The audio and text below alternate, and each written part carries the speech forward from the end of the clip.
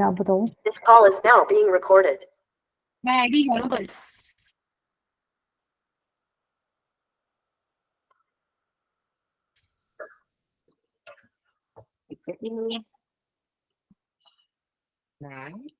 अच्छा मेरी screen pause. हाँ जी बेटा बोलो, जल्दी बोलो। मैं भाई बोला तो मैं आईआईटी दिल्ली जा रहा हूँ, वहां पे एक इवेंट है स्कूल को रिप्रेजेंट करने। कट कट के आ रही है आपकी मैम आवाज। मैम मेरा वाईफाई 5G पे चल रहा है, मेरा वाईफाई नहीं धोखा देगा। मेरा दे रहा होगा, आज मेरी स्क्रीन भी हैंग हो रही है। अच्छा अभी मैं यही बता रही थी, इनकेस मेरी स्क्रीन हैंग हो मैम ना तो मुझे बता देना। निधि बेटा कुछ नहीं कराया, बाकी सबको आ रही है मेरी आवाज। Yes, ma'am. Yes, ma'am.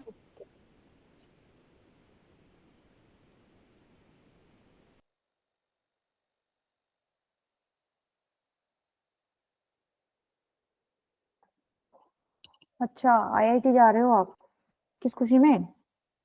School की तरफ से?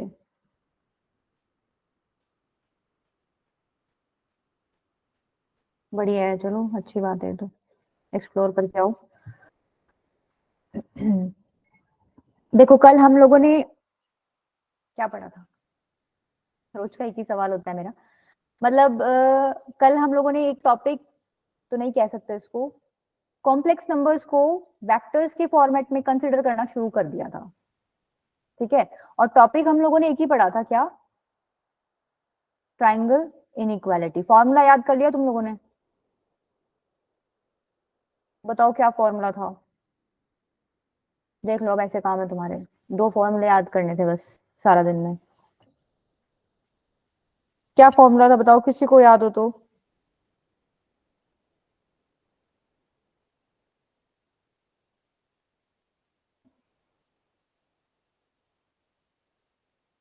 किसी को भी याद नहीं? अभिजय तो ठीक है, बाकी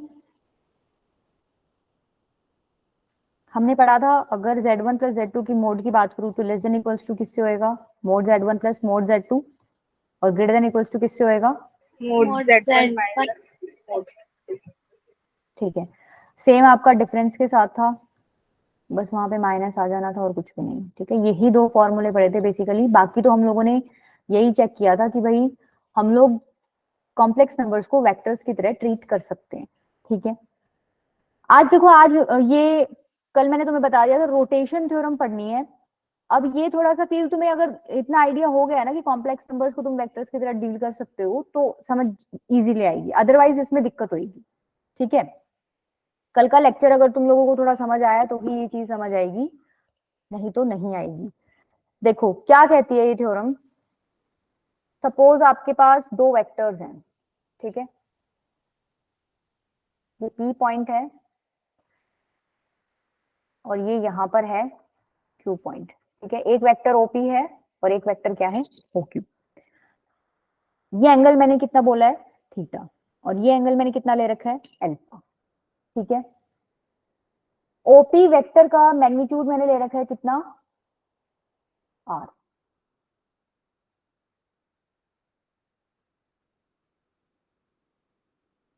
अगर ओपी, ये देखो सर्कल बन गया, अगर ओपी वेक्टर का मैग्नीट्यूड आर है तो ओ क्यू का कितना होएगा? R. आर ही होएगा, क्योंकि सर्कल की रेडियस दिख रही है, तुम्हें लेंथ तो सेम ही रहनी है, ठीक है। अगर ये आर है तो ये भी आर ही होगा, ठीक है।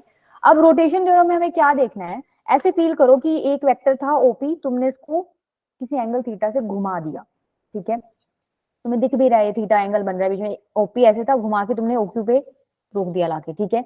तो इस थ्योरम की हेल्प से हमें क्या पढ़ना है? रिलेशन बिटवीन, अच्छा ओपी वेक्टर को क्या मैं जेड भी बोल सकती हूँ? z1 लो लो, z1 कॉम्प्लेक्स नंबर बोल सकती हूँ क्या? Yes, ma'am. बोल Ma'am. सकती हूँ, हमने कल यही पढ़ा था। और इसको मैं z2 बोल दूं, चलेगा? Yes, ma'am. Yes, ma'am. ठीक है। तो relation between z1 z2 and theta हमें क्या करना है इस थ्योरम की हेल्प से निकालना है, ठीक है। तो एक बात बताओ, z1 आपको पता है यूलर यूलर फॉर्मेट में कैसे लिखते हो? ऑयलर बोल दो, यूलर बोल दो, कंफ्यूज मत हुआ करो, ये सब अपने अपने हिसाब से बोलते हैं। कैसे लिखते हो, ई की पावर आयोटा, आर्गुमेंट क्या है, अल्फा। दिख रहा है तुम लोगों को पॉजिटिव रियल एक्सिस के साथ, अगर ये आर्गन प्लेन है तो ये Yes, ma'am. Positive real axis है, ये इमेजिनरी एक्सिस है, तो ये एंगल अल्फा है। ठीक है, अगर Z2 लिखना हो तो कैसे लिखूंगी, ई की power iota theta plus alpha. Yes, ma'am. ठीक है, इसको फर्दर ऐसे लिख सकती हूँ, ई की पावर आयोटा अल्फा इंटू ई की power iota theta. Yes, ma'am.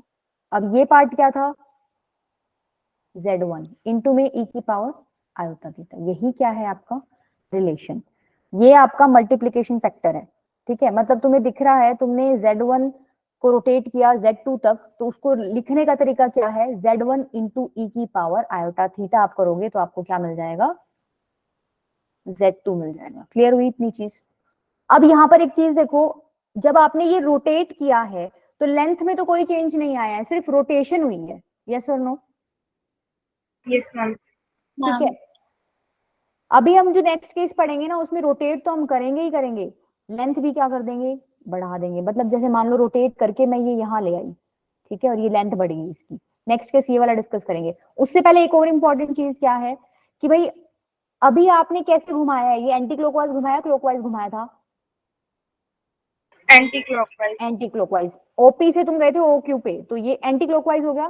तो जब एंटी क्लॉकवाइज घुमा रहे हो उस टाइम पे एंगल कैसा ले रहे हो, पॉजिटिव। ठीक है, अब मान लो वो तुम्हें बोल दे Z2 से Z1 पे आओ, Z2 से Z1 पे, तो तुम इस डायरेक्शन में आओगे तो ये क्लॉकवाइज हो गया। Yes, negative हो जाएगा. हाँ, क्लॉकवाइज होगा तो तुम देखो यहाँ से भी फील ले सकते हो। तुम्हें इस बार Z1 निकालना है, रोटेट तुमने किया है Z2 को, तो एक काम करो, इसी इक्वेशन में तुम ई की पावर आयोटा थीटा से दोनों तरफ डिवाइड कर दो, तो कितना आ जाएगा, आ गया। तो समझ पा रहे हो, Z2 को मल्टीप्लाई किया है ई की पावर आयोटा थीटा से, माइनस साइन किस वजह से आया, क्योंकि तुमने इस बार क्लॉकवाइज डायरेक्शन में उसको क्या किया है, रोटेट किया है, और वो किसके इक्वल हो गया, तुम्हारा Z1 के इक्वल। क्लियर है इतनी चीज। Yes, ma'am. ठीक है, अब देखो नेक्स्ट क्या है, इस बार वो घुमा तो देगा लेकिन थोड़ा सा लेंथ भी बढ़ जाएगी। भाई मान लो आपका पी पॉइंट इधर था, ये आपका पी पॉइंट था जिसको तुमने Z1 बोला था, और ये तुम्हारा क्या हो गया, क्यू हो गया। ठीक है, ये एंगल थीटा ही है, बस थोड़ा लेंथ में चेंज हो गया। पिछली बार ये OQ की लेंथ भी OP जितनी ही थी। अब देखो इतना तो कंफर्म है, Z2 तक पहुंचने के लिए Z1 के अंदर ई की पावर आयोटा थीटा मल्टीप्लाई किया है फॉर रोटेशन। Yes, ma'am. लेकिन इस बार ये एग्जैक्टली Z2 के इक्वल नहीं होगा। क्यों नहीं होगा, क्योंकि पिछली बार तो लेंथ भी आपने सेम रखी थी, तो रोटेशन वाले फैक्टर से मल्टीप्लाई करने पे चल गया था काम। लेकिन इस बार लेंथ सेम नहीं है तो हम इक्वल नहीं बोल सकते, तो उसके लिए हम क्या करेंगे, हम लोग इक्वल इसको बना देंगे। कैसे, इसको इसके मैग्नीट्यूड से डिवाइड कर दो और इसको इसके मैग्नीट्यूड से डिवाइड कर दो। किसी वेक्टर को, Z2 को वेक्टर बोल सकती हूँ, किसी वेक्टर को उसके मैग्नीट्यूड से डिवाइड करते हो तो क्या बनता है, यूनिट वेक्टर बनता है। Unit Unit vector. vector. Right वाला भी यूनिट वेक्टर है, लेफ्ट वाला भी यूनिट वेक्टर है। ई की पावर आयोटा थीटा मैंने इससे लगा दिया क्योंकि मैंने ओपी को पकड़ के OQ तक घुमा दिया। अब ये इक्वल हो सकते हैं। Yes, ma'am. ठीक है, तो ये आपका कौन सा केस हो गया, सेकंड केस हो गया, जिसमें आपने रोटेशन तो की ही है लेकिन साथ में क्या बढ़ाई है, लेंथ बढ़ाई है। ठीक है, नेक्स्ट देखो, अगर मान लो इस तरीके से रोटेशन करनी पड़ जाए,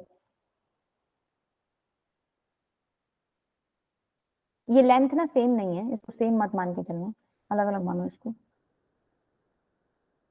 ये P पॉइंट, सपोज ये B पॉइंट है, ये A पॉइंट है, ये O पॉइंट है। ठीक है, इधर ले लो Z2 और इधर ले लो Z1, ये थीटा से आपने रोटेट किया है।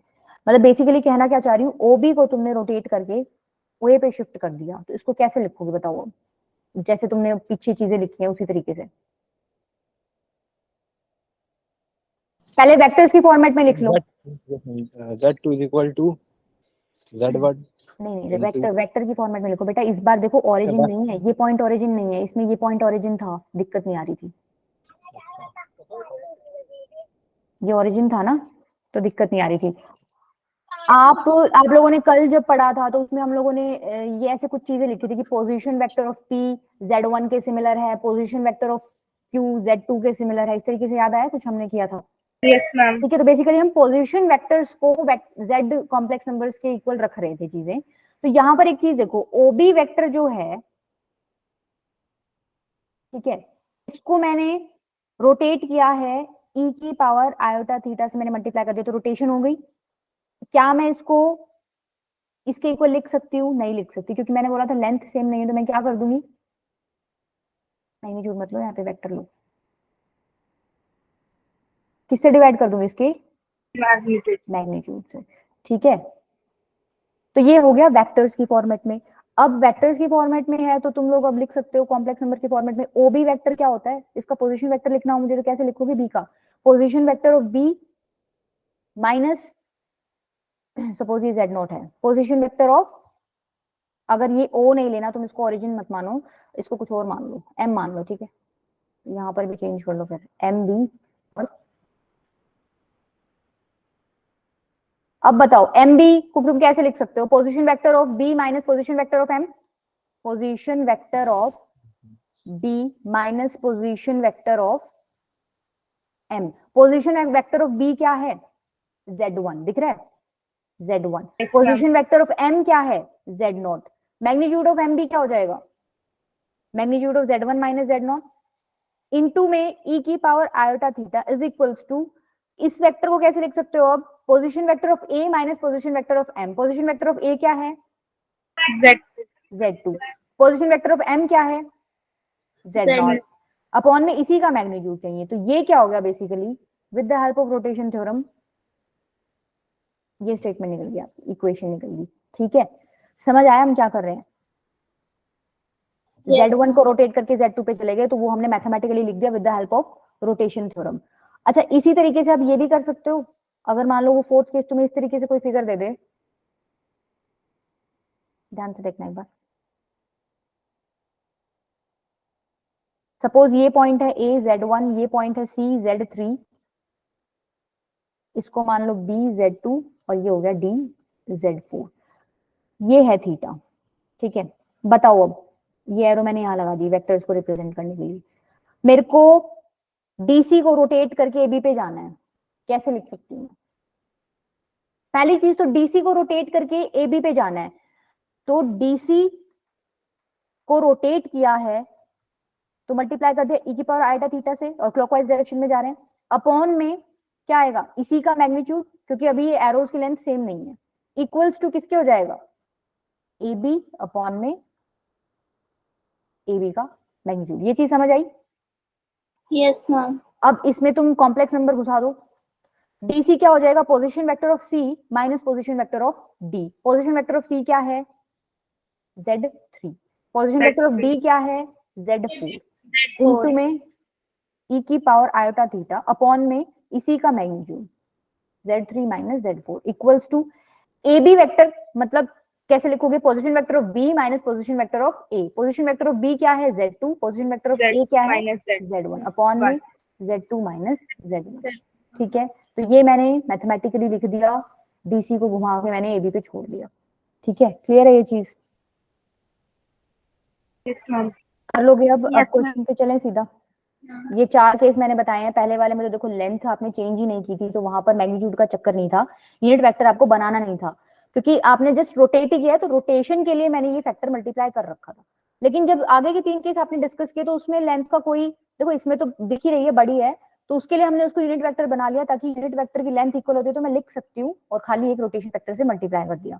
थर्ड और फोर्थ में भी लेंथ ऑफ एरोज आपकी जो है इक्वल नहीं थी, इस वजह से मैंने मैग्नीट्यूड वाला कॉन्सेप्ट यूज किया है। बस तुम लोगों को इससे ये लिखना आना चाहिए कि अगर वेक्टर दे रखा है तो उससे तुम लोग कॉम्प्लेक्स नंबर कैसे लिखोगे, उसको चेंज करके, मतलब। ठीक है, देखो इस Okay, ma'am. क्वेश्चन ये क्वेश्चन है, जैसे करो एक बार ट्राई। ये जो है ना, let the affix of 2 minus 4 iota, affix का मतलब इसको P से डिनोट कर रहे हैं, पॉइंट P नाम दे रखा है 2 माइनस 4 आइटा को। OP is rotated about O through an angle of 180 degree and is stretched 5/2 times। मतलब रोटेशन भी हुई है और लेंथ भी चेंज हुई है, समझ पा रहे हो। इसका 5 मिनट मिलेगा सॉल्व करने के लिए, ना 5 तो 2। हाँ हाँ मिलेगा मिलेगा, मैं बस क्वेश्चन पढ़ रही हूँ, मैं जस्ट इतना पूछ रही हूँ तुमसे कि इन्होंने रोटेशन तो की है 180 डिग्री से और इन्होंने स्ट्रेचिंग भी की है, दैट मींस स्ट्रेचिंग का मतलब क्या है, लेंथ बदल दी, तो लेंथ Yes. बदल दी तो यूनिट वेक्टर वाला कॉन्सेप्ट यूज करोगे। ठीक है, आप सेकंड केस सेकंड 5 + 10 आयोटा, चलो भाई सारे करो एक बार। अभी जने 5 मिनट मांगे 5 मिनट दे देते हैं। ध्यान से करो बेटा, सेकंड एक बार चेक करो, मे भी कुछ गड़बड़ हो सकती है। Okay, ma'am.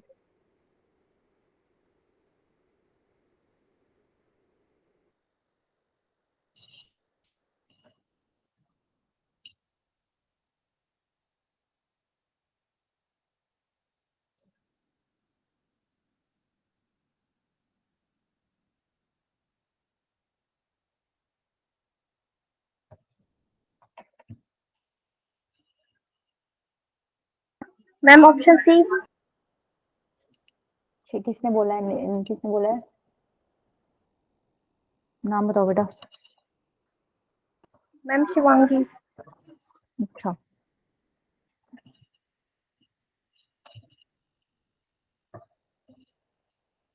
Ma'am ma'am minus मुझे ना 5 एक क्वेश्चन भी पूछना था इस चैप्टर का। हाँ पूछ लेना बेटा लास्ट में, 1 मिनट, लेक्चर के बीच में तो मत ओके पूछो, मैम। लास्ट में पूछ लेना। क्या कह रहे हो यस विजय? Ma'am, last. मुझे शुभांगी का है वही। सी आया है? हाँ -5 + 10 आया, गलत है जैसे ये। सही है, सी सही है। हाँ बस बढ़िया। देखो ये कॉम्प्लेक्स नंबर है, 2 - 4 आयोटा, पी से डिनोट करना है, तो 2 - 4 आयोटा वैसे तुम लोगों को पता ही है, फोर्थ क्वाड्रेंट में होगा। रियल पार्ट, सॉरी, हाँ रियल पार्ट यस पॉजिटिव है, मैम। इमेजिनरी पार्ट नेगेटिव है, तो इधर ही लाई करेगा, ठीक है। ये हो गया 2 - 4 आयोटा, पॉइंट है पी। इसको 180 डिग्री घुमा दिया। अब 180 डिग्री तुम कौन सी डायरेक्शन में घुमा दो कोई फर्क नहीं पड़ता, आंसर सेम आएगा। तो यहाँ पर घुमा दिया, सपोज कि तुमने 180 डिग्री घुमा दिया, ठीक है, इधर पहुंच गए तुम। थोड़ी सी लेंथ भी बड़ी कर लो क्योंकि तुम्हारी स्ट्रेचिंग भी हुई है, ताकि तुम्हें फील आ जाए थोड़ा। घुमा कर तुम यहाँ ले आए, ये पॉइंट क्या है, पॉइंट इन्होंने नहीं दे रखा, सपोज क्यू है, ठीक है। तो आपको क्यू मतलब क्यू की वैल्यू बतानी है कॉम्प्लेक्स नंबर की, तो कैसे करोगे? देखो ओपी था, ओपी को घुमा के ओ क्यू पे ले गए, ठीक है, तो ओपी वेक्टर, अब मैग्नीट्यूड वाला कॉन्सेप्ट यूज करना है। इसको यस मैम, तुमने इसका नेगेटिव लेंगे। ई की पावर आयोटा थीटा, थीटा क्या है, पाई, इससे मल्टीप्लाई किया तो तुम्हें क्या मिल गया, ओ क्यू वेक्टर, और उसके नीचे उसका क्या आ जाएगा, मैग्नीट्यूड, ठीक है। बस अब इसको लिखना ही है। ओपी वेक्टर क्या हो जाएगा, यहाँ पे ओरिजिन से ले रहे हो सब कुछ, तो ओपी तो डायरेक्टली तुम्हारा क्या हो जाएगा, 2 - 4 आयोटा। इसका मैग्नीट्यूड क्या हो जाएगा, देखो लिखने की जरूरत नहीं है, इसको एक बार ऐसे ही रहने दो। इनटू में ई की पावर आयोटा पाई क्या होता है, -1 Yes, sir. -1. Is equals to O Q upon में इसको, अच्छा इसको क्या लिख सकती हूँ, ये कह रहा है ओ क्यू वेक्टर का मैग्नीट्यूड, क्या ओ क्यू वेक्टर का magnitude 5/2 times of OP vector का मैग्नीट्यूड होगा, यस मैम। मैम। ठीक है। तो मैं इसीलिए वैल्यू नहीं रख रही थी, पोर्शन आपका कट ही जाएगा, ये तो गया, ठीक है। तो यहाँ से ओ क्यू वेक्टर की वैल्यू क्या आ गई, 5/2 इंटू में -5/2 इंटू में 2 - 4 आयोटा, तो ये कितना हो जाएगा, -5 + 10 आयोटा, ये आपका क्या हो जाएगा आंसर। अब समझ रहे हो ना, ओ क्यू वेक्टर मतलब, सपोज Z2 था ये, तो ये Z2 की वैल्यू आ गई तुम्हारे पास, और यही आपको बतानी थी। तो ऑप्शन कौन सा करेक्ट हो गया, क्लियर है सबको? Yes, ma'am.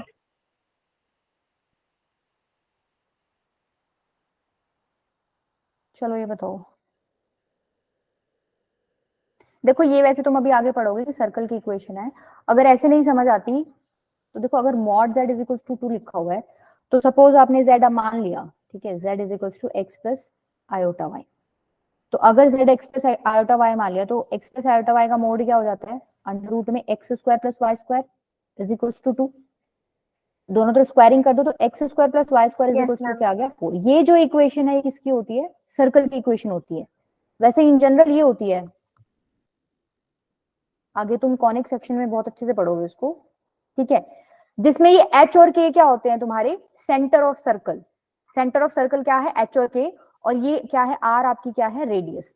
तो यहाँ पर इसको आप इस तरीके से लिख सकते हो, x - 0 का स्क्वायर + y - 0 का स्क्वायर = 2 का स्क्वायर, तो 0 0 यहाँ पे क्या हो जाएगा, सेंटर ऑफ सर्कल, और रेडियस क्या होगी उस सर्कल की, 2। तो अभी के लिए बस ध्यान रख लो कि x² + y² = x square plus y square is equals to r square. अगर कोई फॉर्मेट आपको गिवन है तो इसमें सेंटर, ये सर्कल की इक्वेशन होती है, सेंटर क्या है इसका 0 0 और रेडियस क्या है इसकी आर। ठीक है, तो ये एक सर्कल है जिसका सेंटर 0 0 है और रेडियस आर है। रेडियस कितनी है 2 है, 2 का स्क्वायर है ना तो 2 है। तो इतनी चीज क्लियर है, यहां तक कोई दिक्कत है तो बताओ।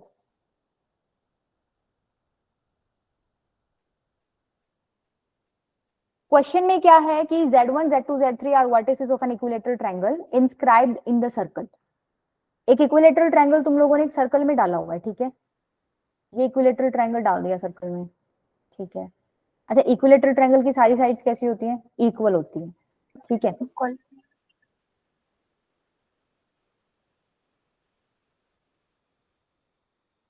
सपोज ये Z1 है, ये Z2 है, ये Z3 है, ठीक है, इसको O मान लो, P Q R।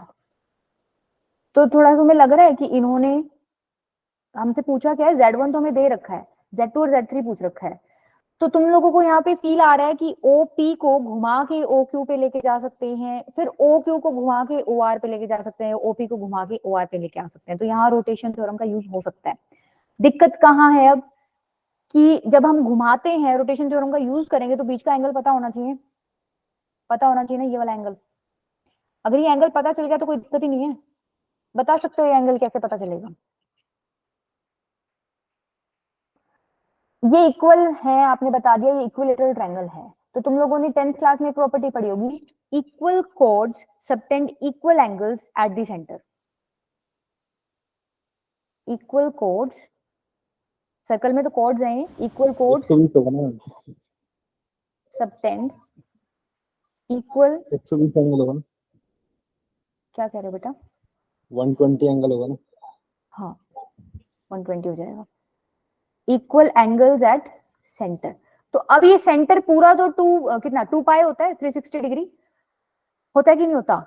इक्वल है, मतलब अगर ये अल्फा है, ये अल्फा है, तो 3 अल्फा की वैल्यू बेसिकली 2 पाई के इक्वल है, तो अल्फा की वैल्यू कितनी आ जाएगी 2 पाई बाय 3। मतलब ये एंगल 2 पाई बाय 3 है, ऐसे ही ये वाला एंगल भी 2 पाई बाय 3 है और ये वाला एंगल भी 2 पाई बाय 3। बताओ इतनी समझ आई? 2 पाई बाय 3 2 पाई बाय 3 हो गया, ठीक है। अब तो कर दो बस, रोटेट ही करना है अब तो। अब तुम्हें पहले Z2 निकालना, देखो OP वेक्टर अपॉन में OP का, अच्छा लेंथ सेम है क्या? Yes ma'am. लेंथ सेम है तो तुम लोगों को मैग्नीट्यूड की दिक्कत ही नहीं है, मैग्नीट्यूड तो लगाओ ही मत, इसको तो हटा दो। OP वेक्टर किसके इक्वल आ गया? OQ इनटू में E की पावर आयोटा 2 पाई बाय 3, ठीक है। अब देखो पिछला जो क्वेश्चन तुमने किया था उसमें E की पावर क्या बन गया था, यहाँ पे E की पावर, हाँ आयोटा पाई बन गया था, इसकी बहुत सीधी सी वैल्यू थी -1, तो तुमने लिख दिया, ठीक है। बट यहाँ वैल्यू सीधी नहीं है, नहीं है ना सीधी, नहीं, ठीक है। अब OQ को तुम डायरेक्टली ऐसे ही लिख दोगे क्या? OQ क्या है वैसे? OQ तो Z2 तुम्हें निकालना है। अरे तुमने बताया भी नहीं, मैंने Z2 से मल्टीप्लाई कर दिया, उल्टा कर दिया ना ये तो मैंने Z2 से मल्टीप्लाई करके OP लिख दिया।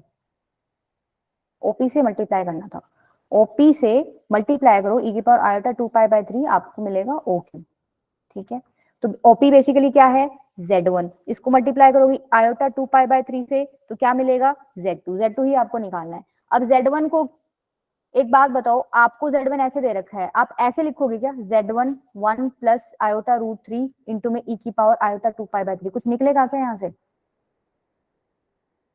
कुछ चेंज करना पड़ेगा, क्या चेंज करें?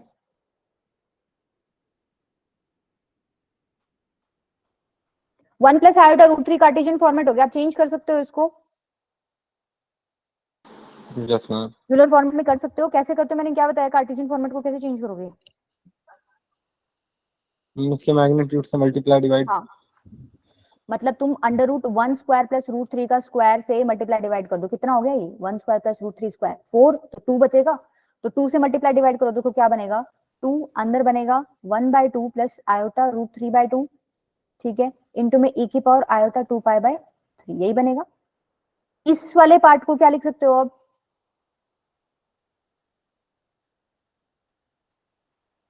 E की पावर क्या है ये पहले तो देखो, 2 1/2 प्लस आयोटा रूट 3/2 तुम्हारा आ गया और साथ में E की पावर आयोटा 2 पाई बाय 3 लगा हुआ है, इसको पहले क्या लिखोगे, cos पाई बाय 3 प्लस में आयोटा साइन पाई बाय 3 है क्या ये, ठीक यस है, मैम 60 साथ में आयोटा 2 पाई बाय 3 लगा हुआ है। अब इसको तुम क्या कर सकते हो, e की power iota pi by 3 into में e की पावर आयोटा 2 पाई बाय 3, ठीक है, बेस सेम है, पावर ऐड हो जाएंगी, -2 हो गया इस तरफ का हाँ, तो। 2 इंटू में e की पावर 3 पाई बाय 3 आयोटा पाई हो जाएगा, आयोटा पाई 1 होता है, मतलब e की पावर आयोटा पाई -1, तो ये कितना हो गया, -2 हो गया। इसका मतलब Z2 जो कॉम्प्लेक्स नंबर है वो किसके इक्वल है, -2 के इक्वल। अब देखना ऑप्शन में से कौन सा ऑप्शन चला गया, ये तो गया, ठीक है, इसमें 2 लिखा हुआ है, ये तो रिजेक्ट हो गया। अब पहले और दूसरे में आओ, अब तुम्हें R निकालना है, निकाल के बताओ, अब R निकाल सकते हो, तरीका बता दिया। या तो तुम Q को घुमा लो या तुम P को घुमा लो, तुम P को ही घुमा लो। P को जब घुमाओगे, OP को E की पावर कैसे घुमाओगे, 2 पाई बाय 3 घुमा तो रहे हो, कौन से डायरेक्शन में घुमा रहे हो, नेगेटिव आ जाएगा, ऐसे घुमा रहे हो, क्लॉकवाइज डायरेक्शन होगी तो माइनस लगाऊंगी, ठीक है, तो माइनस आयोटा 2 पाई बाय 3, ये किसके इक्वल हो गया, OR के इक्वल।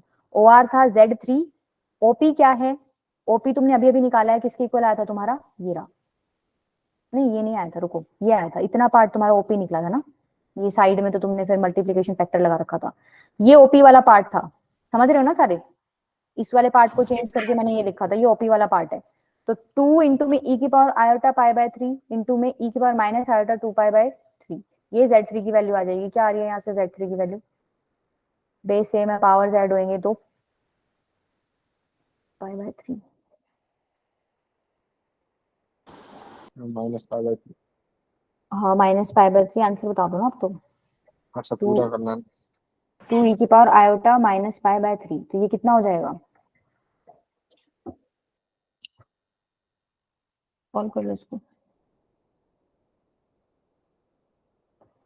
इसको मैं ऐसे लिख सकती हूँ क्या, 2 इंटू में cos pi by 3 minus iota sine pi by 3, जब बीच में माइनस होता है तो माइनस आता है इधर, 2 इंटू में cos pi by 3 minus iota sine pi by 3 कितना हो जाएगा, ये हो जाएगा हाफ 1/2 माइनस आयोटा रूट 3/2, अब इसको 2 से मल्टीप्लाई कर दो तो 1 माइनस आयोटा रूट 3, तो ये आपका हो गया Z3, 1 माइनस आयोटा रूट 3, देखना फर्स्ट ऑप्शन होगा करेक्ट, है ना, यस ठीक मैम। है, क्लियर है, Yes, ma'am. चले आगे, चलो मैम। Yes, ma'am. चलो ये बताओ,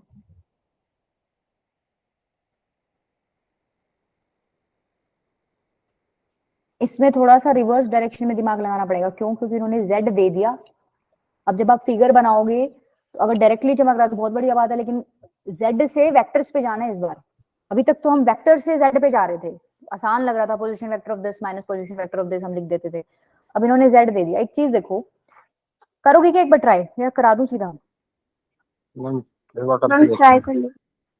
चलो करो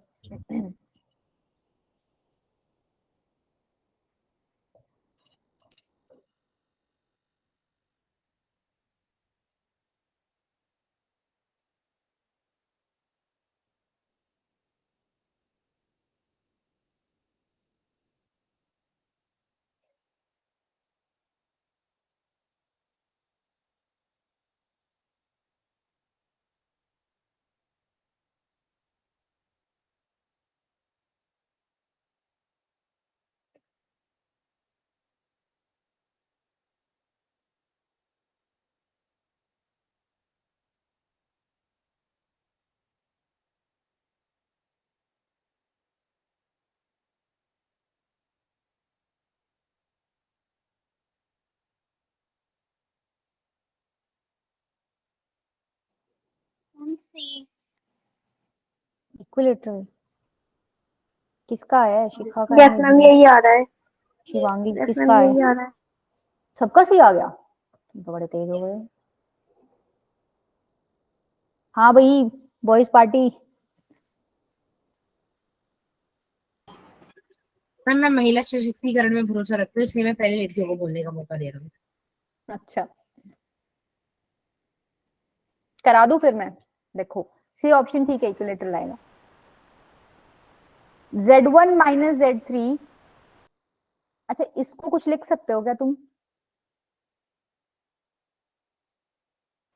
देखो Z2 माइनस Z3 तो ठीक है, हाँ इसको आप लोग रोटेशन फैक्टर, मल्टीप्लिकेशन फैक्टर वाले उसमें कॉन्सेप्ट में चेंज कर सकते हो। 1/2 माइनस आयोटा रूट 3/2 दे रखा है, ये बेसिकली कॉस थीटा, थीटा क्या होएगा, माइनस पाई बाई 3 होगा ना।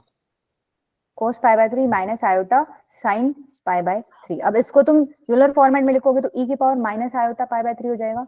इसका मतलब ये जो भी राइट हैंड साइड में लिखा हुआ था इसकी जगह मैं लिख सकती हूँ माइनस आयोटा π/3। तो तुम्हें इतना तो आइडिया हो गया भाई, एक वेक्टर रहा होगा या ये कॉम्प्लेक्स नंबर है, इसको तुमने मतलब ये रहा होगा, इसको तुमने मल्टीप्लिकेशन फैक्टर से मल्टीप्लाई कर दिया, रोटेट कर दिया, मैग्नीट्यूड का कोई कॉन्सेप्ट है नहीं, लेंथ सेम रही होगी, राइट। बस इतना ही चमका है यहाँ से हमें। अब देखो इसको कैसे सॉल्व करोगे, मान लो भाई ये P है, ये Q है और ये R पॉइंट को डिनोट कर रहा होगा। यहाँ पे Q माइनस R लिखा है, क्या मतलब है इस बात का?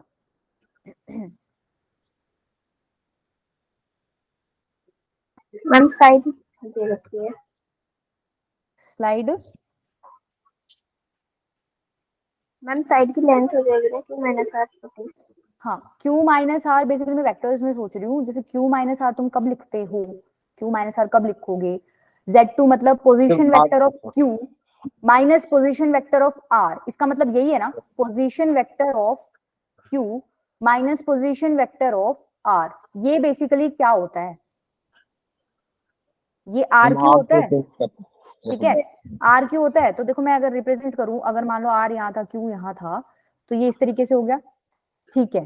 सेम यहाँ पी आर लिखा हुआ है, P की जगह Z1, R की जगह Z3, position vector of P minus position vector of R, ये क्या हो गया RP, ठीक है, RP हो गया मान लो ऐसे, ठीक है। इसको तुमने मल्टीप्लाई कर रखा है e की पावर आयोटा π/3, ये वाला एंगल तुम्हारा पक्के से π/3 रहा होगा, या फिर दूसरे शब्दों में इसको क्या लिख दो 60 डिग्री, ठीक है। लेंथ सेम रही है, मतलब ये वाला लेंथ और ये वाला लेंथ सेम है, तो ऐसा कौन से केस में हो सकता है कि दो साइड्स हैं, बीच में 60 डिग्री बन रहा है और दोनों साइड्स इक्वल हैं, इक्विलेटरल। ऑप्शन सी हो गया, इसको कनेक्ट भी कर दो बेशक, ठीक है। क्लियर है, कर लोगे, चलें आगे। चलो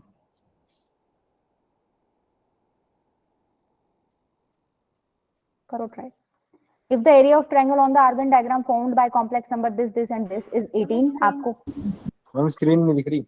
एक मिनट, हाँ दिख रही है। ट्रायंगल का एरिया जो इन तीन कॉम्प्लेक्स नंबर से बनता है उसका एरिया दे रखा है, आपको मॉड z की वैल्यू निकालनी है। देखो तुम z प्लॉट कर लो, कोई भी मान लो फर्स्ट क्वाड्रेंट में, आयोटा z तुम्हें प्लॉट करना आता है, ठीक है, आयोटा z आता है। आयोटा z कैसे आता है, अगर z तुमने प्लॉट कर दिया तो क्या रोटेशन थ्योरम की हेल्प से आयोटा z कर सकते हो क्या प्लॉट? आयोटा को क्या लिख सकते हो?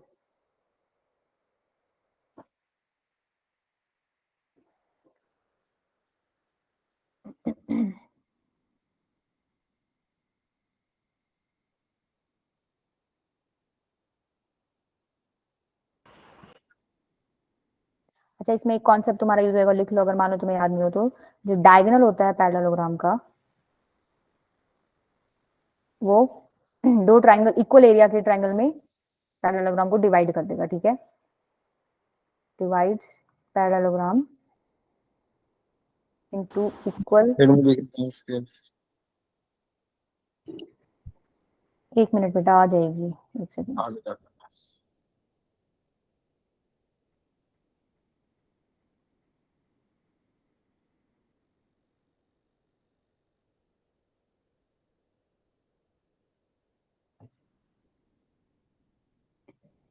बता देना तुम ट्राई करके थक जाओ तो।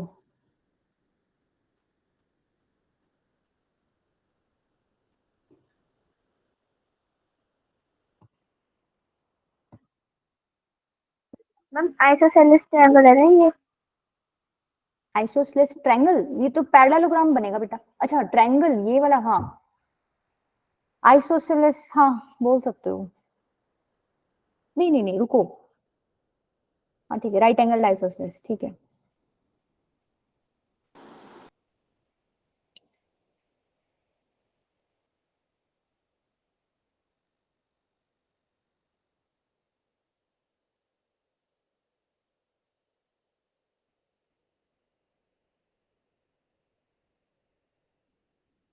आज वाला लेक्चर तो डिफिकल्ट नहीं लग रहा होगा तुम लोगों को, कल वाले से तो, कल वाला ही था थोड़ा जोर वाला, जिसमें तुम लोगों को समझना था कि हाँ ऐसा भी होता है। आज वाला तो सिंपल है।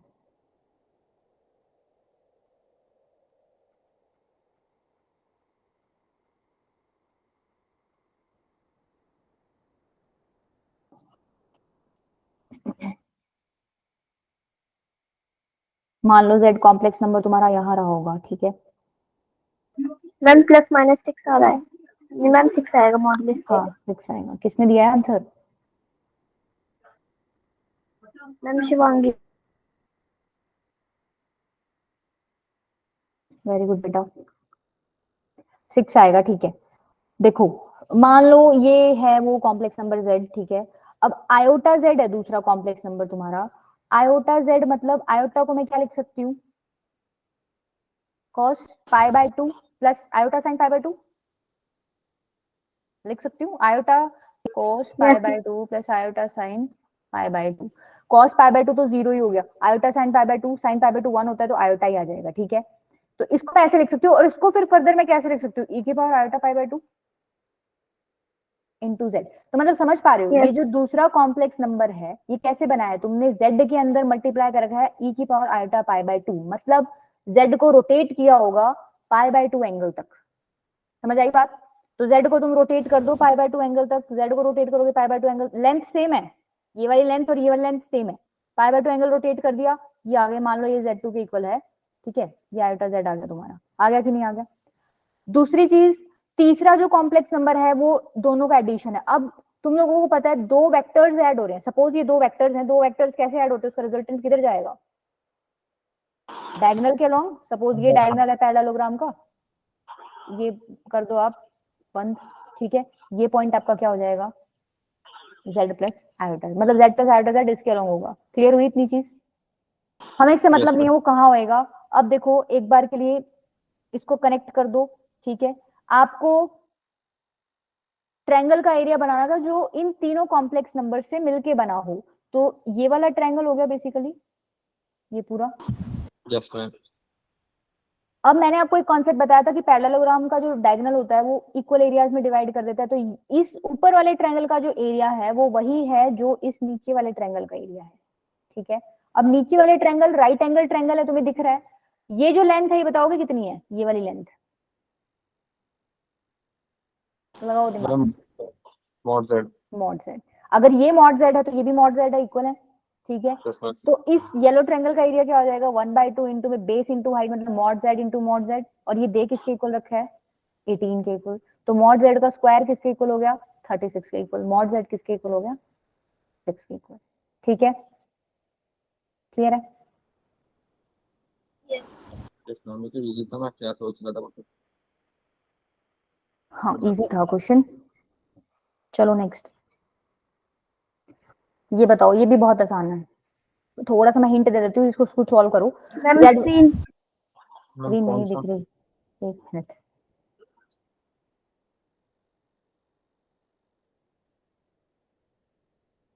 Yes, yes ma'am. Ma'am. Z1 Z2 दो रूट्स हैं इस इक्वेशन के।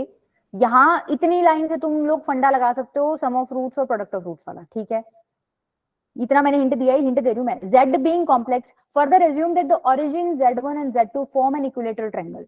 Origin Z1 और Z2 इक्विलेटरल ट्रायंगल बना रहे हैं, तो तुम लोग Z1 Z2 को फर्स्ट क्वाड्रेंट में ले लो, इक्विलेटरल ट्रायंगल बनाओ, वहां ओरिजिन से कनेक्ट करो, देखो वही Z1 को 60 डिग्री से रोटेट करके Z2 आ रहा है, तो वहां से भी एक रिलेशन आ जाएगा Z1 और Z2 में, ठीक है। हिंट दे दी, अब तुम करो, ज्यादा बड़ी हिंट होगी।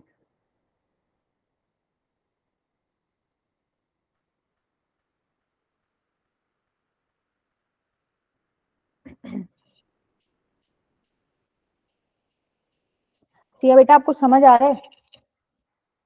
आई थिंक आप अभी रेगुलर नहीं थे पीछे।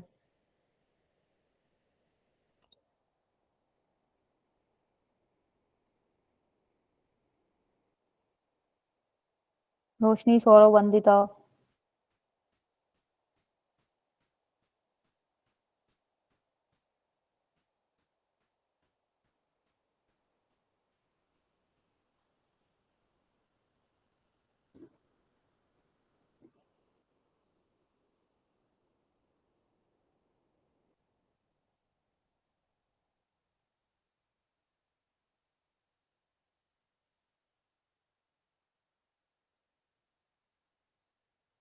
अभिजीत तुम्हारे हो गया है क्या ये चैप्टर? नहीं नहीं नहीं नहीं, ये एक्सेप्शन बड़ा गलत कर रखा है आपने। मेरे स्कूल में अभी तक ये शुरू भी नहीं हुआ है। सपने तो छोड़ो, हमारे बच्चों, हमारे स्कूल के बच्चों ने तो कह दिया कि आधी मैथ के बाद हम मैथ भी छोड़ देंगे। नहीं वैसे ये मैम चैप्टर हमारे स्कूल में हो गया एनसीईआरटी लेवल तक। अगर तुम लोगों ने थोड़ा स्ट्रेट लाइंस और वो वाला पार्ट पढ़ रखा होता ना तो ये ज्योमेट्री वाला पार्ट ज्यादा समझ आता है, क्योंकि इसमें वो चीजें यूज होंगी। मैम वो ये डिलीटेड है इस बार। क्या चैप्टर ही डिलीटेड है? हम इस बार कॉम्प्लेक्स नंबर में ना कुछ भी नहीं आ रहा, बस कॉम्प्लेक्स नंबर में आर्गुमेंट और मॉड्यूलस भी नहीं आ रहा, बस कुछ नहीं आ रहा, थोड़ा सा ही आ रहा है कॉम्प्लेक्स नंबर का पार्ट, ना अलजेब्रा आ के रहा है, बराबर बिल्कुल। ऐड सर पहली एक्सरसाइज आ रही है। पहली एक्सरसाइज में क्या है? कुछ नहीं। ये बोलने की अभी मेरे को आशीष मैम बस आशीष कॉम्प्लेक्स नंबर सॉल्व करने को आ रहा है, बाकी कुछ नहीं आ रहा, आर्गुमेंट मॉड्यूलस स्टेट रेंज वगैरह कुछ भी नहीं। जान, तो रोने वाली बात कब आती है? जब ना हमें ना ये होता है कि जैसे अवंती में टेस्ट हो रहा है, अवंती में सब कुछ आएगा, स्कूल में टेस्ट हो रहा है, और मेरा तो स्कूल भी थोड़ा वियर्ड टाइप का है, कुछ भी फूक के लोग दे देते हैं। तो अभी जो बेटा कंफर्ट जोन से जब बाहर निकलोगे ना तभी सीख पाओगे। ये लाइन मेरी मैथ्स वाली मैम भी मेरी कहती है, लेकिन जब वो हमारे डीबीएससी का पेपर देती तो वो एक ही सवाल मुझसे पूछती है कि ये मैथ्स का पेपर है। अच्छा कोई नहीं, वो तो लोग थोड़ा आप बहुत ना तो। कभी एसएससी का मैथ्स का पेपर देखना, आंसू आ जाएंगे, कहोगे मैथ्स है। हाँ बेटा हमारे पास ही आया था वो रिव्यू के लिए एक बार शुरू में, अभी तो नहीं आया है। जब स्टार्टिंग में आई थिंक वेबर सर ने ज्वाइन किया था ना उस टाइम के आसपास आया था। नहीं, समेटिव पेपर, ये नहीं, वो एंट्रेंस वाला नहीं है, फिर अवंती एचआरटी ना, वो जो होता समेटिव? नहीं, मिड टर्म देखना एक बार। अच्छा भेजना आप मुझे, मैं कहाँ से देखूंगी, भेजा अरे हमें करो। क्वेश्चन पेपर में आंसर लिखना होता है। हुआ किसी का क्वेश्चन सॉल्व? देखो ये पहले सेकंड लाइन देखो, assume that origin z1 and z2 form an equilateral triangle. Suppose ये ओरिजिन है, ma'am A suppose- square is equal to 3 भी आ रहा है। वाह निकाल दी, किसने निकाला ये? कृष्णा ने निकाला क्या? यस मैम, डी आ कितना रहा है। दिमाग लगा कृष्णा सारा निकल गया होगा लगता है। चलो बढ़िया, मजाक कर रही हूँ मैं, तो अच्छी बात है तुम लोग ऐसे आंसर्स निकाल पा रहे हो तो बहुत अच्छी बात है। ये ओरिजिन है z1 z2, ठीक है, ये बोल रहा है कि ये इक्विलेटरल ट्रायंगल बना रहे हैं, ठीक है, पूरा तो बनाने की भी जरूरत नहीं पर चलो बना लो। तो तुम लोगों को ऐसा लग रहा है कि इन्होंने z1 को रोटेट किया होगा 60 डिग्री z2 तक पहुंचने के लिए।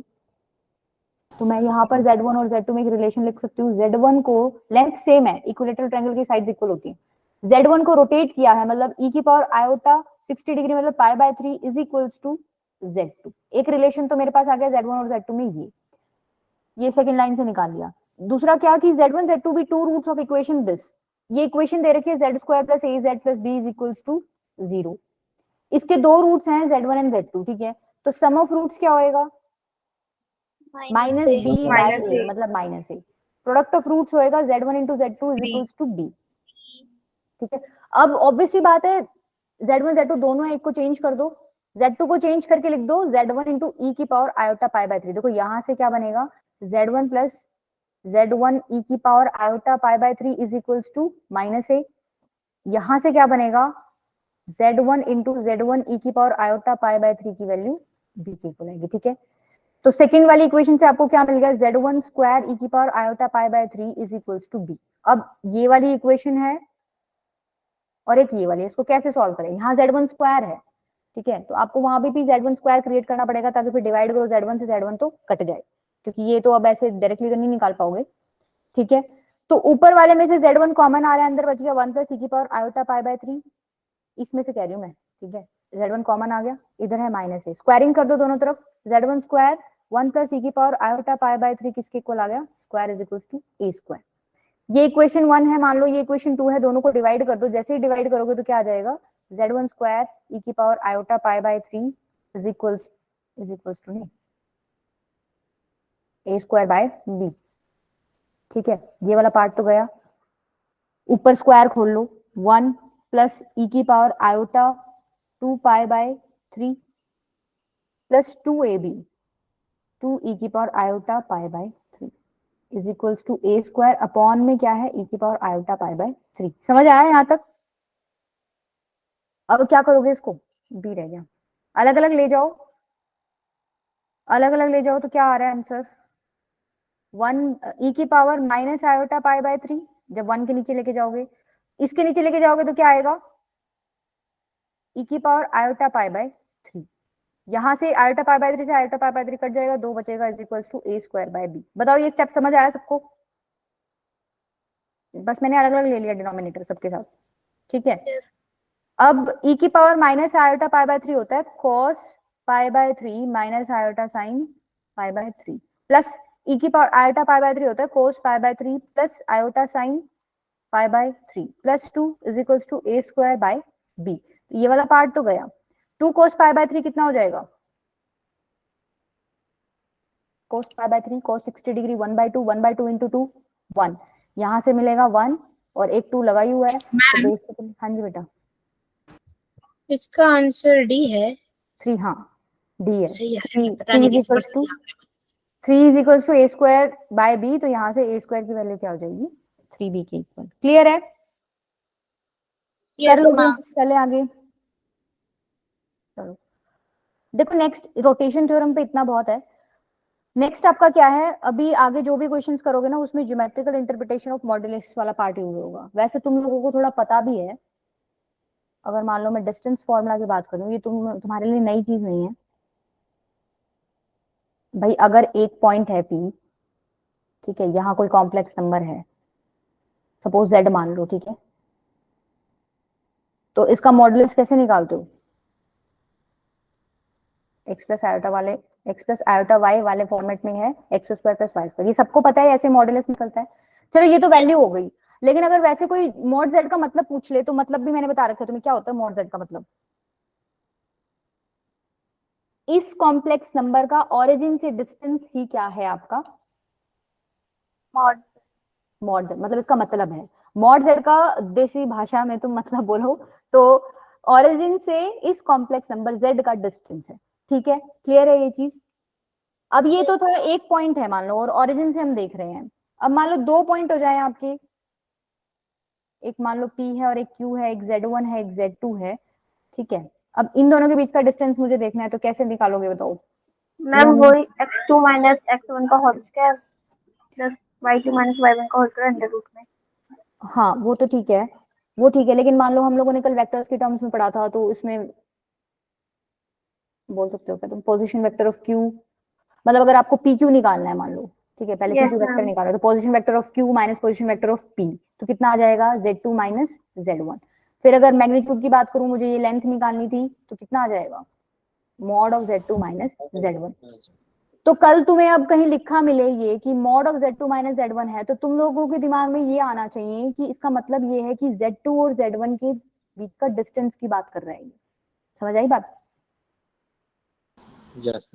Mod of Z2 minus Z1 का मतलब क्या है, distance between Z2 and Z1। Clear है? ठीक है। अच्छा एक चीज और है आपकी, क्या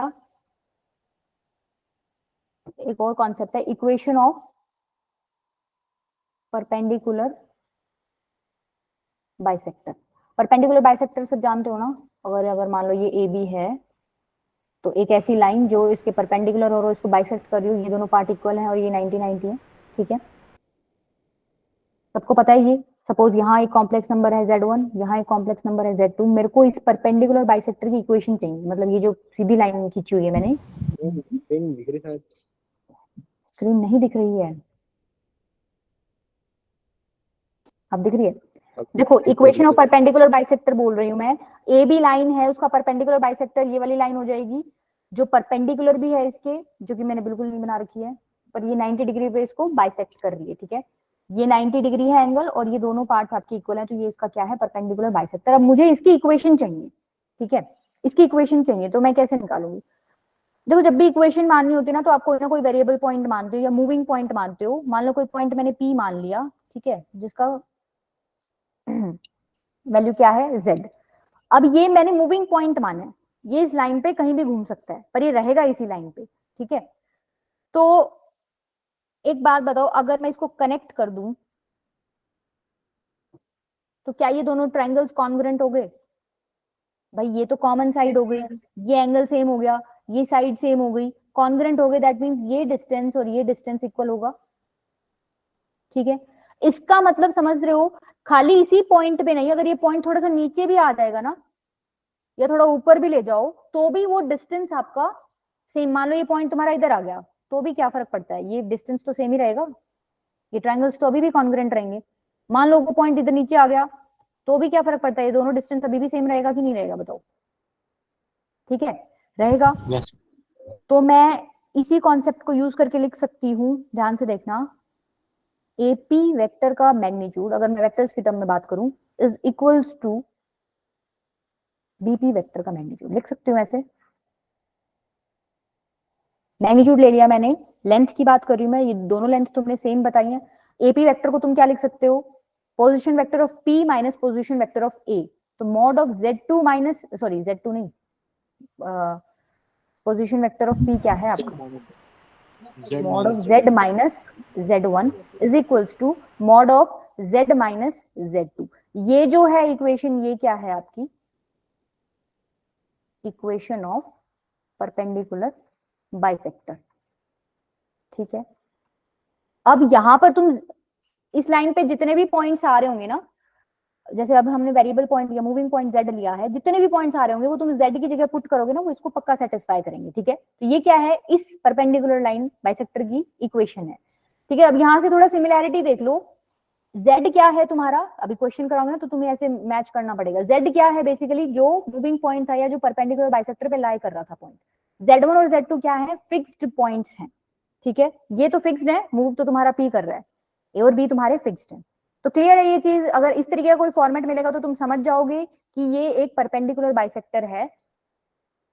उस पॉइंट का डिस्टेंस Z1 और Z2 से कैसा रहेगा तुम्हारा, हमेशा इक्वल रहेगा। चले आगे क्वेश्चन करें। ठीक है, अब देखो क्वेश्चन से ज्यादा क्लियर हो जाएगा। अब मान लो ये इस तरीके का क्वेश्चन दे रखा है आपको, the complex number this which satisfy the equation this lie on, आपको बताना है कि ये कॉम्प्लेक्स नंबर किस पे लाई करता है। एक तरीका तो क्या है, जो नॉर्मल बच्चे करेंगे, Z की value x plus iota y इसमें पुट करेंगे।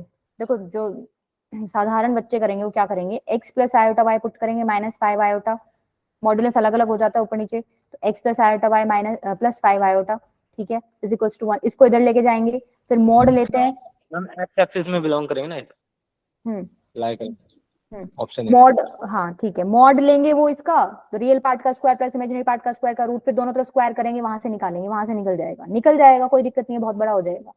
लेकिन अभी अभी तुम पढ़ के आए हो, उसका फायदा क्या है भाई, देखो ये जो पार्ट है इसको मैं ऐसे लिख सकती हूँ Z प्लस 5 आयोटा, मॉडुलस की प्रॉपर्टी होती है ऊपर नीचे अलग अलग हो जाएगा, फिर इस वाले पार्ट को राइट में ले जाओ, ऐसे लिख सकती हूँ। अब ये तुम जो पढ़ के आए हो अभी पीछे, Z minus Z1 is equals to mod Z minus Z2, इससे मैच कराना है तुम्हें। ये तो ठीक है, इसको ऐसे लिख सकते हो Z माइनस 5 आयोटा, लिख सकती हूँ क्या, एक ही बात है। अरे y एक्सिस होगा, y एक्सिस x भी बोल दिया था मैंने। नहीं नहीं बेटा, X ठीक है। मैम इसमें आयोटा वाली पार्ट है ना, आयोटा वाला पार्ट।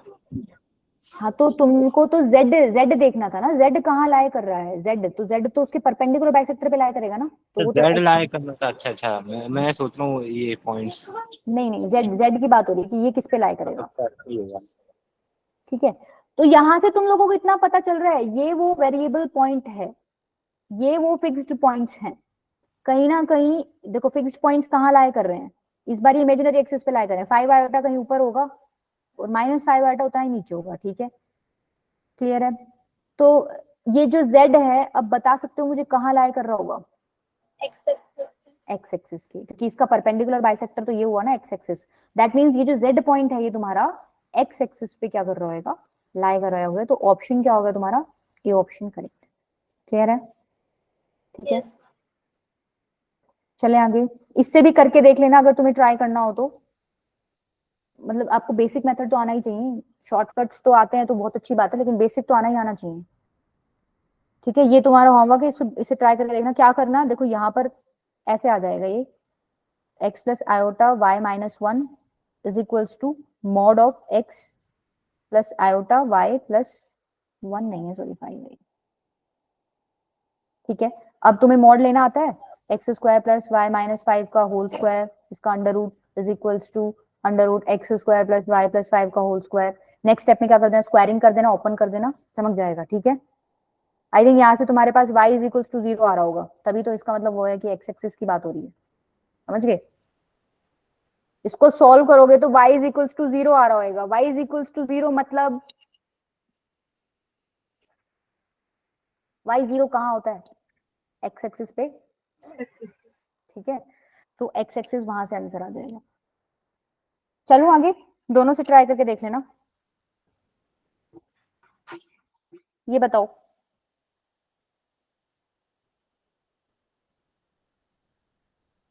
z आपको दे रखा है, ये ओमेगा आपको दे रखा है, मोड ओमेगा आपको पता है 1 है, मतलब इन्होंने दे रखा है, तो पूछ रहा है कि z किस पे लाई करेगा, इमेजिनरी एक्सिस पे, यूनिट सर्कल पे, रियल एक्सिस पे।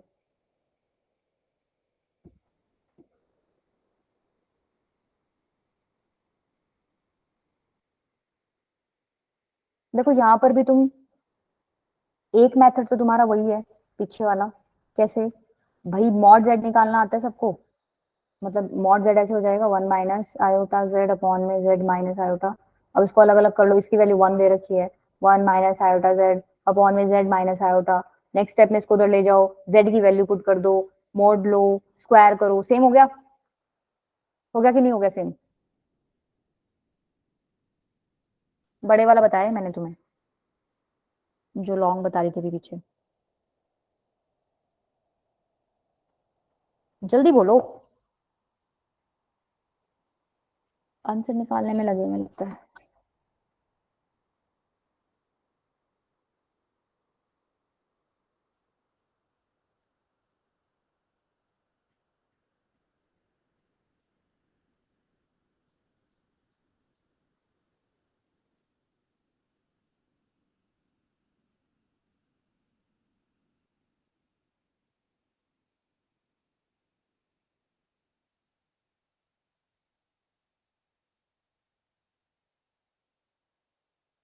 अरे तुम क्वेश्चन कर रहे हो या मुझे कराना है, क्या करना है?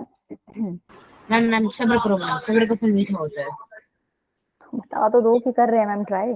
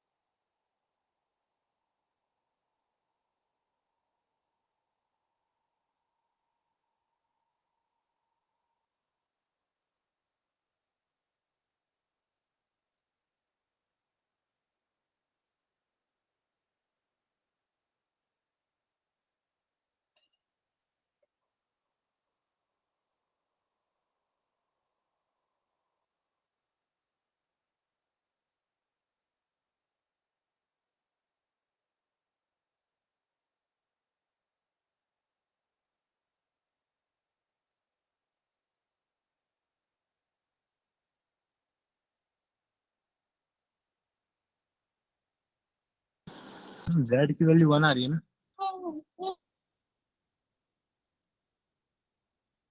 z की वैल्यू 1 आई है तो मतलब आपका रियल एक्सिस पे लाई कर रहा है, z की वैल्यू निकालने की जरूरत नहीं। अच्छा तुमने इस लॉन्ग वाले से किया क्या, रेड वाले से? उससे इससे समझ नहीं किया? आता सर, मैंने हल्का सा ना, वैसे वो शायद गलत हो सकता है, लेकिन जैसे मॉड में कंपेयर कर दिया था थोड़ा सा। अच्छा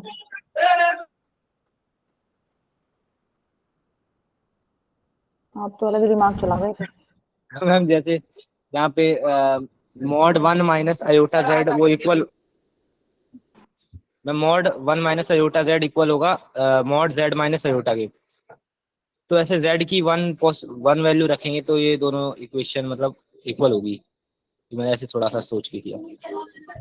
अच्छा ये तो क्या, हर जगह तो लगेगा नहीं ये पर। खैर कोई नहीं। देखो और किसी का निकला है क्या? मतलब किसी ने बड़े वाले से भी सॉल्व नहीं किया, तुम लगे कहाँ हुए हो? तो मुझे समझ नहीं आ रही बात है। देखो इससे तो हो ही जाएगा सॉल्व, इसमें तो कोई समस्या नहीं है। यहाँ पे तुम स्क्वायरिंग मॉडुलस निकाल लेना, स्क्वायर कर देना। अब एक चीज देखो यहाँ पे, ओमेगा की value 1 minus iota Z upon में जेड माइनस आयोटा दे रखी है। अगर मैं इसको, ये ध्यान आएगा नहीं वैसे, अगर मान लो किसी ने पढ़ रखा है तो ध्यान आ जाएगा, आयोटा से मल्टीप्लाई डिवाइड कर दूं तो क्या बनेगा? देखो ऊपर तो बन गया क्या, जेड प्लस आयोटा, नीचे क्या बन गया, जेड माइनस आयोटा। तो बेसिकली ओमेगा की वैल्यू तुमने निकाल the Z plus iota upon में जेड माइनस आयोटा। ठीक है, अब मोड ले लो क्योंकि तुम्हें मोड की वैल्यू दे रखी है। Mod omega is equals to mod z plus iota mod z minus iota. ये 1 है तो मैं लिख सकती हूँ। अब ये कौन सा फॉर्मेट बन गया जो भी पीछे पड़ा था, परपेंडिकुलर बाइसेक्टर वाला। तो तुम समझ पा रहे हो कि ये तो वो दो पॉइंट्स रहे होंगे फिक्स्ड पॉइंट्स। इसको मैं ऐसे लिख सकती हूँ Z minus minus iota. Fixed points कौन से हैं, आयोटा और माइनस आयोटा। तो बेसिकली जो जेड रहा होगा ये किस पे रहा होगा, एक्स एक्सिस पे। इसका ऑप्शन भी कौन सा हो गया आपका, बी हो गया। क्लियर है? Yes, ma'am. चलिए आगे।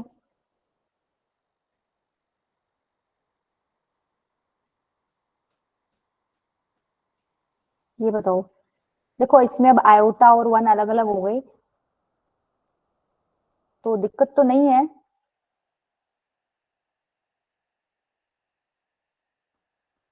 पर यहाँ पर एक्चुअली स्लोप वगैरह की बात हो रही है ना, तो ये चीज तुमने अभी पढ़ी नहीं है। ठीक है, स्लोप क्या होता है बेसिकली, अगर कोई कॉम्प्लेक्स नंबर है वो पॉजिटिव एक्स एक्सिस के साथ थीटा एंगल बना रहा है तो स्लोप होता है tan थीटा। ठीक है, थीटा एंगल पॉजिटिव एक्सिस के साथ बन रहा है आपका, स्लोप क्या हो जाएगा, उसके आगे tan लगा दो, या मतलब उसका tan निकाल लो, tan थीटा। और अगर वैसे अगर तुम स्ट्रेट लाइंस जब पढ़ोगे, अभी चैप्टर पढ़ोगे, तो मान लो तुम्हें दो पॉइंट्स दे रखे हैं x1 y1 x2 y2। तो दो पॉइंट्स की हेल्प से भी आप स्लोप निकाल सकते हो। कैसे, y2 माइनस y1 अपॉन में x2 माइनस x1 करके। ये सारी चीज तुम स्ट्रेट लाइन में पढ़ोगे बहुत अच्छे से। बट अभी क्या है कि इन लोगों को थोड़ी पता है कि हम खाली बिना स्ट्रेट लाइन और वो सब पढ़े बैठे हैं। ये तो मिक्स्ड क्वेश्चंस डालते हैं जिसमें आपके सारे कॉन्सेप्ट यूज हो रखे हो, छोटे छोटे आ रहे हैं। अगर मान लो तुमने नहीं भी पढ़ रखे तो ऐसे मत सोचना तुमने पढ़ने रखी सारी चीजें आगे आनी है। अभी के लिए बस इतना ध्यान रख लो, अगर एक्स एक्सिस के साथ आपका पॉजिटिव एक्स एक्सिस के साथ अगर एंगल थीटा बन रहा है कॉम्प्लेक्स नंबर का, तो आपको उसका स्लोप निकालना है। या मान लो ये कोई स्ट्रेट लाइन थी, इसका तुम्हें स्लोप निकालना है, तो तुम क्या करोगे, tan थीटा निकाल लोगे। दूसरा, अगर दो पॉइंट्स आपको दे रखे हैं तो उसकी हेल्प से अगर आपको स्लोप निकालना है तो आप कैसे निकालोगे, y2 माइनस y1 अपॉन में x2 माइनस x1। ठीक है, तो यहाँ पर देखो ये वाला तरीका बढ़िया है, x प्लस आयोटा y वाला तुम पुट करके निकालते हो is equals to x plus iota y minus 1। तो यहां से देखो x plus iota y minus 1 is equals to x minus 1 plus iota y। Next step में इसका मोड लोगे तो क्या हो जाएगा, x square plus y minus 1 का होल स्क्वायर उसका root is equals to under root x minus 1 का होल स्क्वायर प्लस में वाई स्क्वायर। उसके बाद क्या करोगे, स्क्वायरिंग कर दो तो x square plus y minus 1 का whole square is equals to x minus 1 का होल स्क्वायर प्लस में वाई स्क्वायर। ठीक है, तो यहां से क्या बन गया, y square plus 1 minus 2y is equals to x square plus 1 minus 2x plus में वाई स्क्वायर। ये गया, ये गया, ये गया, तो यहां से minus 2y is equals to minus 2x आ गया, y इज इक्वल्स टू क्या आ गया, x आ गया। ठीक है, that means y is equals to x line तुम्हें पता है कहां से कहां होती है, ऑरिजिन से पास होती है। कैसे पता चलेगा तुम्हें ओरिजिन से पास हो रही है, एक्स को 0 पुट करो, y क्या आ रहा है, 0 आ रहा है, दैट मीन 0 पर y की वैल्यू 0 है। एक्स को 1 पुट करोगे y की वैल्यू 1 आएगी, 2 पुट करोगे 2 आएगी। तो ये एक ऐसी स्ट्रेट लाइन है या ऐसी लाइन है जो ओरिजिन से पास हो रही है। अब इसका स्लोप निकालना बहुत आसान है। तुम्हें पता है अगर ये y इज इक्वल, क्या कह रहे हो, कुछ नहीं, 45 कह रहा था बस। हाँ ये 45 डिग्री है, इक्वली इंक्लाइंड होती है ये वाली लाइन, 45 डिग्री है तो tan 45 निकलेगा, स्लोप कितना हो गया,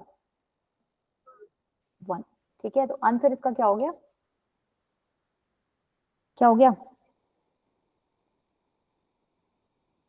सेकंड ऑप्शन। अब मान लो तुम्हें ये परपेंडिकुलर बाइसेक्टर वाले से करना होता है ना, थोड़ा सा जोर लगता है इसमें।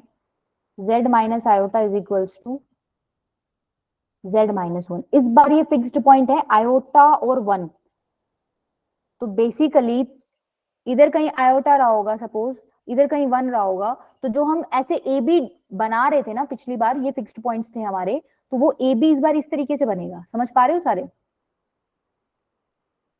Fixed points? जब हमने ये हमारा परपेंडिकुलर बाइसेक्टर था, यहाँ पर हमारा एक कॉम्प्लेक्स नंबर था, इधर कॉम्प्लेक्स नंबर था, जो फिक्स्ड बोल रहे थे हम लोग, उसको हमने कनेक्ट कर दिया था।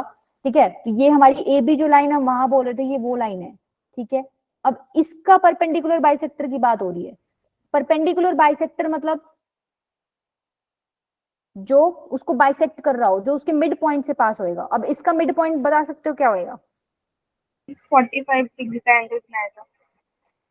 हाँ, 45 डिग्री का तो बनाएगा, वही है जो हम पीछे पढ़ के आए हैं। ये जो पॉइंट होएगा ना, ये 1/2 और 1/2 होएगा। ठीक है, ये पूरा 1 है, 1 यूनिट, ये पूरा 1 यूनिट है, तो इसका आधा आधा 1/2 हो जाएगा, और ये यहाँ से पास हो जाएगा। तो ये थोड़ा सा देखने में ज्यादा जोर लगाना पड़ता है, इसलिए मैंने तुम्हें simple express iota y put करके लिख दिया। अदरवाइज यहाँ से भी तुम्हें पता चल रहा है, तुम्हें ये पता चल गया, ये रेड लाइन ए बी थी, इसका परपेंडिकुलर बाइसेक्टर ये वाली येलो वाली लाइन है, इसका मतलब y is equal to x line की बात हो रही है। उसका स्लोप कैसे निकलेगा? ये ओरिजिन से पास हो रही है, 45 डिग्री का एंगल बनाती है, y is equal to x line है, तो स्लोप क्या हो जाएगा? tan 45, कितना हो गया 1। ठीक है, तो आप इसको इस तरीके से भी कर सकते हो। क्लियर है? कर लोगे? काट दो। दोनों में से देखो, अगर मान लो ये वाले कॉन्सेप्ट्स नहीं चमकते, अब तुम बैठे हो पेपर में ना भी आए ध्यान, कोई जरूरी नहीं है कि ध्यान आ जाए, तो तुम्हारा ये बेसिक वाला तो है ही, ये हर जगह लग जाएगा। ठीक है, कि तुम z की वैल्यू पुट करके फिर ऐसे मॉड निकाल के उसका स्क्वायर कर दो, वहां से सब में हो जाएगा। तो अभी पीछे जो हमने ये सीधे सिंपल कॉन्सेप्ट्स लगाए थे ना, यहाँ पर भी तुम ये डायरेक्टली z की वैल्यू पुट करते तो भी हो जाता, यहाँ पर भी हो जाता सेम। ठीक है, यही है बेटा आज के लिए। देखो, दो ही चीज पढ़ाई है मैंने, एक तो परपेंडिकुलर बाइसेक्टर वाला कॉन्सेप्ट बताया और एक रोटेशन थ्योरम पढ़ाई है। इसमें कोई डाउट है तो बताओ, हम लोग खींच ही गए टाइम पे, 45 होने वाले हैं। कोई डाउट नहीं है, क्वेश्चन मेरे से बन गया तो कोई डाउट नहीं है, नहीं बन गया तो मैं